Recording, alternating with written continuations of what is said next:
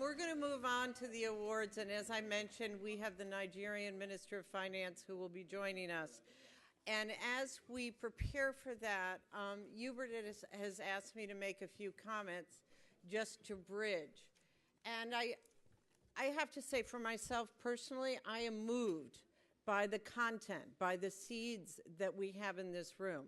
And it makes me recall being at Davos in 2006 at the World Economic Forum when there was a panel on Africa. And on this panel, you had Bono, you had the head of Reuters, and all sorts of, the Hollywood stars. And what was the big sort of statement about how we make change in Africa?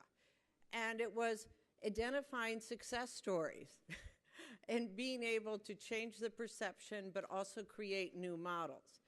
Well, let's fast forward. We're 2014, and I think for those of us that have been at these forums before, this is the 7th.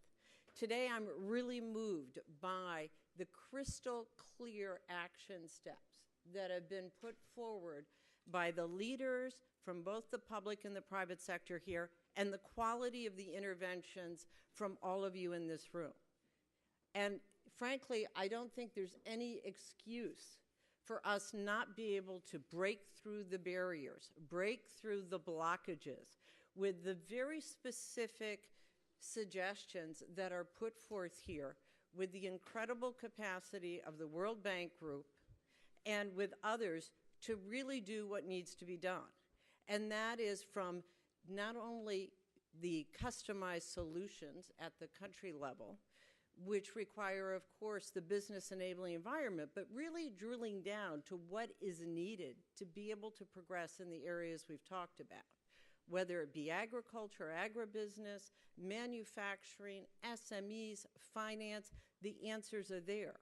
So I think, when we look, there are some solutions we can do to empower each other and the collaboration that's needed, whether it be in project development. I mean, it's clear we don't have enough product. We have a lot of money, right? Whether it be looking for investment in terms of the stock exchanges or fixed income or direct investment, that's not an issue. We need to create more product. And to do that, we're sorely missing in terms of capacity building, whether it be the project sponsors and their access to equity, the ability to have working capital to fund the incredibly expensive and lengthy process of project development. These are holes that we've known about and we've spoken about for years and years, and we have study after study.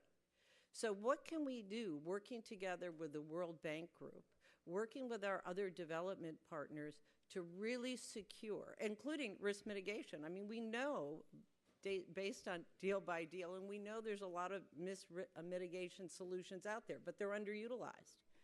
We need to empower the project sponsor, whether it be in the private sector or the public sector, to be able to access the different instruments, the different structures, so we can actually get deals done. And what's very interesting here, I think, is the increasing awareness of the linkage between large companies and small companies on how to get the value chains done so we get results. So are we ready? I can stop going on. But it's really exciting.